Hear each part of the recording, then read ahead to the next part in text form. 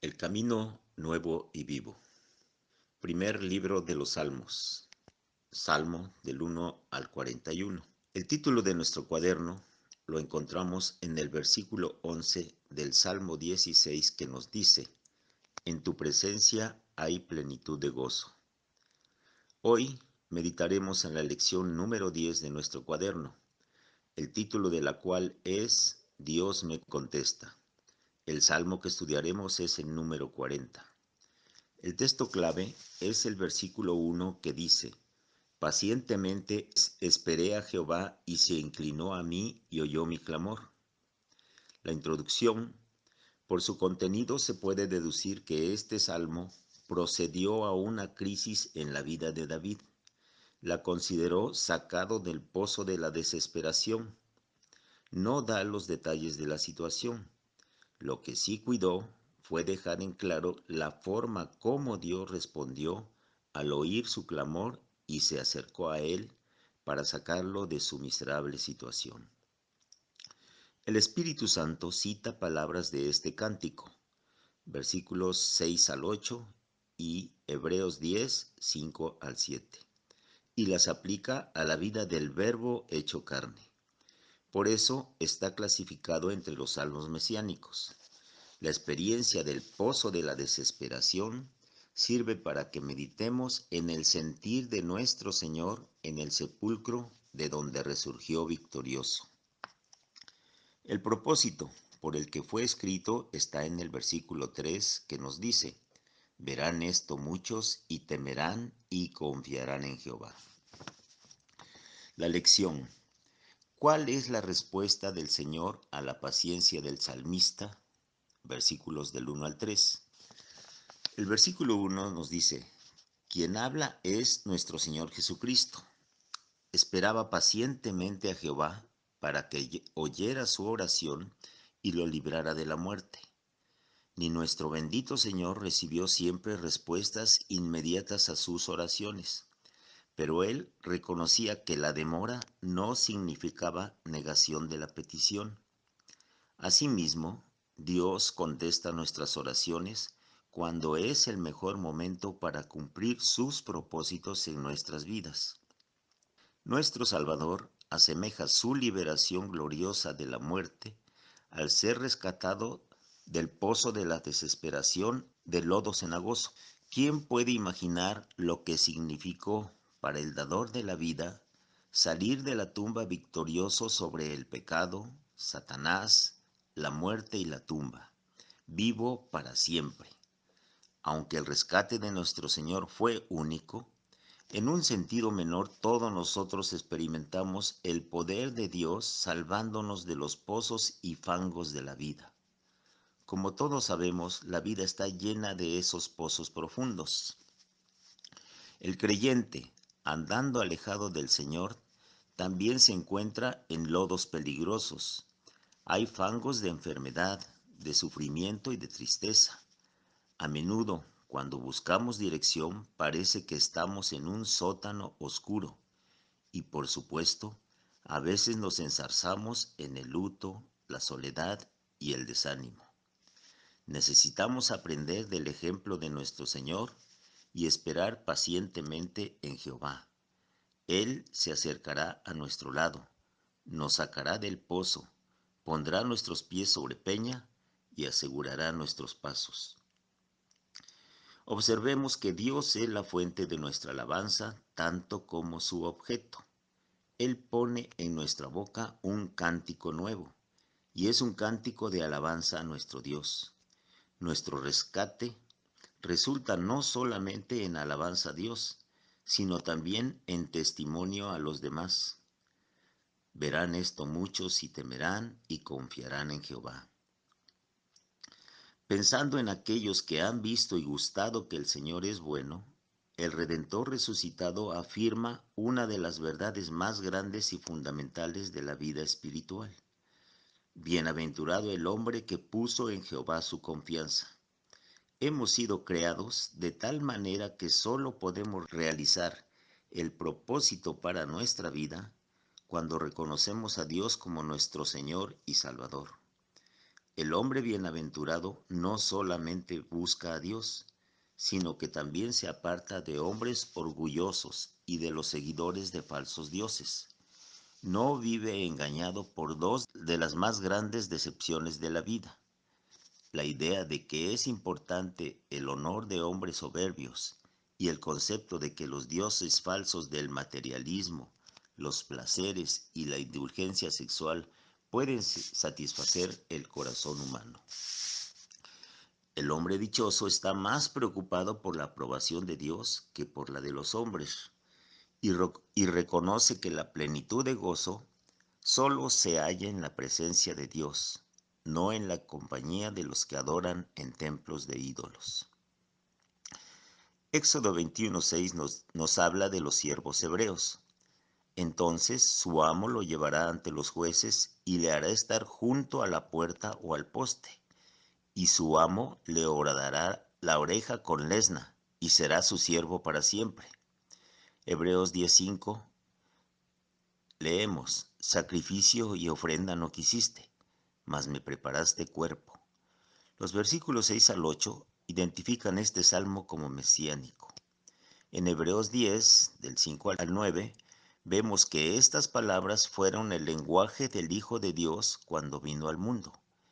Él dijo, en efecto, que aunque Dios había instituido los sacrificios y las ofrendas para la nación de Israel, ellos no eran su intención final. Fueron diseñados como figuras y sombras de algo mucho mejor que iba a venir. Reconociendo la debilidad inherente en los holocaustos y las ofrendas por el pecado, Dios, en el lugar de ellos, abrió los oídos de su amado Hijo. Los oídos de nuestro Salvador fueron abiertos para escuchar y obedecer la voluntad de su Padre. Fue así que Cristo vino al mundo con esa actitud de obediencia voluntaria y dispuesta. Versículo 7. Desde el principio hasta el final, el Antiguo Testamento predecía no solamente que Cristo vendría al mundo, sino que vendría con un espíritu de ánimo pronto, dispuesto a hacer la voluntad de su Padre. La voluntad de Dios no solamente estaba en su cabeza, sino que estaba inscrita en su propio corazón. Versículos 9 y 10. Estos versículos describen su ministerio terrenal. Había proclamado la buena nueva de salvación en grande asamblea, esto es, a la casa de Israel. No había retenido nada de lo que Dios le dio para proclamar. No había guardado en secreto las grandes verdades del socorro y la salvación de Dios, de su gran fidelidad y de su amor constante. Cuando sentimos el impacto de la justicia de Dios en nuestra vida, no podemos mantenerlo oculto, sino que queremos contarle a otros lo que Dios ha hecho y está haciendo por nosotros. Cuando pensamos acerca de la fidelidad, nos viene a la mente un amigo o un cónyuge. Las personas que nos son fieles nos aceptan y aman, aun cuando algunas veces somos antipáticos. Las personas fieles cumplen sus promesas, sean estas de apoyo o promesas hechas en los votos matrimoniales. La fidelidad de Dios es como la fidelidad humana, pero perfecta. Su amor es absoluto y sus promesas irrevocables. Versículos 11 y 12. Estos versículos nos llevan de nuevo a la cruz. Escuchamos al Salvador en su angustia emitiendo un clamor conmovedor. Hay una estrecha relación con lo que acaba de decir en el versículo 10. He proclamado al pueblo tu salvación, tu fidelidad y tu amor. Ahora no niegues mi testimonio, reteniendo de mí tus misericordias. Que ellas siempre me preserven. Versículo 12. La ocasión inmediata de su clamor desesperado fue cuando las crueles torturas del Calvario descendían como una avalancha sobre él. Como el efecto procede de la causa, aquellos males innumerables procedieron de pecados innumerables. Pero cuando Él dice mis maldades, debemos recordar que aquellas maldades eran realmente nuestras, los pecados cuyo castigo Él iba a pagar. Tan intensos eran sus sufrimientos que su corazón fallaba. ¿Alguno de nosotros puede imaginar la profundidad de la agonía que Él sufrió para que nosotros fuéramos perdonados y limpiados? Versículos 16 y 17.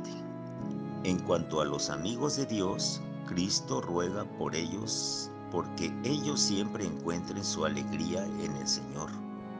Espera que todos aquellos que buscan a Dios se regocijen y se alegren en Él, y que aquellos que aman su salvación digan continuamente: Jehová sea enaltecido.